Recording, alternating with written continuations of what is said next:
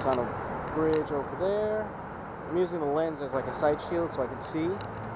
And I rode here on the motorcycle, as you can see all this. And believe it or not, the Belt Park we have like no traffic, which is great. So I was really happy about that. Bike over here. Not sure where she's headed, but she doesn't head the wrong way. I'm still going to Coney Island. I was gonna ride my motorcycle like into Chinatown, but probably wouldn't be a good idea to do that. Taking the view over here. Alright, so I wanted to go ride somewhere, right? Wanted to go for a ride, and I'm like, I haven't been to this place in a long time. A bit far. But I said, hey, bike life, man. These Nathan's, man. My bike. It's a Nathan's. Everyone else's bike. Nathan's over here. Thunderbolt's over there. The Cyclone over there, man.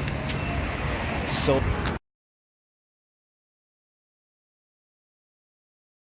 I'm so hyped right now. Just look. Every time I come here, it just always a row of bikes. Nathan's. It's so rad, man.